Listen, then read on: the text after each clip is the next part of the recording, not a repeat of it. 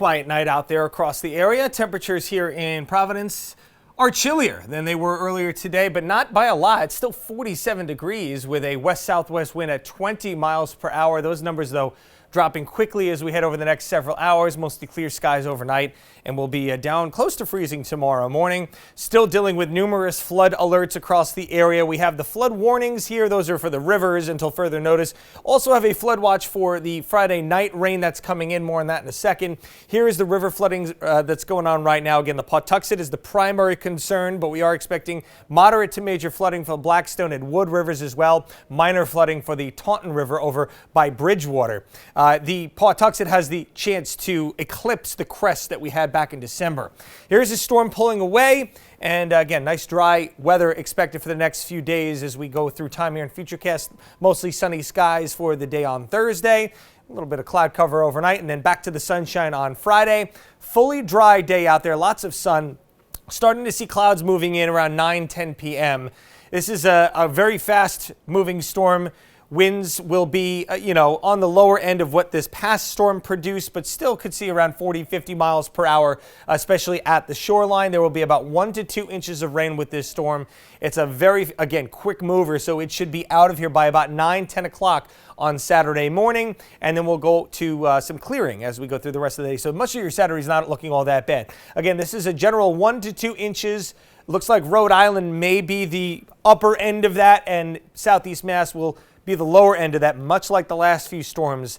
That has been the case. 31 again tonight. Will be down around freezing tomorrow morning. Still a little bit blustery this evening. Winds subside to around 10 miles per hour by tomorrow morning. Little southwest shift. Nice day. I mean, temperatures in the low to mid 40s this time of year you can't really complain with. It is January after all, and a lot of times we can get 30s. Those will be coming back into the picture next week after we clear that rain out on Saturday. Sunday will be a much chillier day. You see the high on Saturday, that's 56. That will be in the morning. Once we clear out, temperatures will drop into the 40s, eventually the 30s and even 20s by Sunday morning. Monday, Martin Luther King Day, looks like a nice one, sunshine, a high of 40. Tuesday, we're looking at the potential for some snow. There's a little storm that looks like it's trying to develop offshore. We will keep you posted on that as that becomes a little bit more apparent. And then Wednesday, very cold, 29 degrees with lots of sun. John. It's interesting, Jeff, you hear in Caitlin's story, for instance, people in Warwick comparing it to 2010, saying, oh, I've lived here my whole life. I've never seen anything like this since 2010.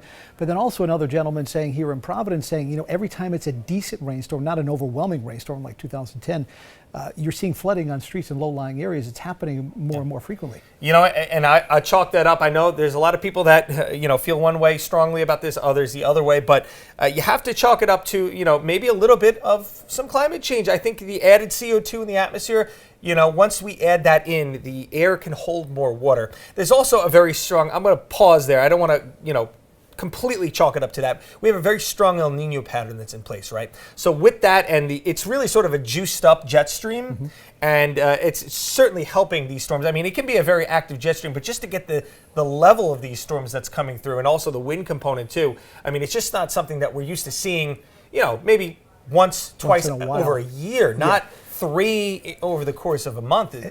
And so frequently. Yeah. And also, I think part of it, at least in Providence, I know Mayor Smiley has talked about this, the infrastructure. Absolutely. It's outdated. It's not able to handle all this. The water's not draining off as rapidly as it's supposed to because of the aging infrastructure. That's a really good point. It is absolutely 100% true. I think the quote of the day, it was a video in one of the Facebook groups, the weather groups in Rhode Island I follow, and I asked the gentleman, I said, what river is this and where is it? It was down in Warwick. And he says, well, it's actually not a river. Just to show that it was a stream. It looked like it was spilling over into a parking lot. It looked like a raging river, and it wasn't even. So it was just like, oof. That's frightening. Yeah. All right, thank you, Jim.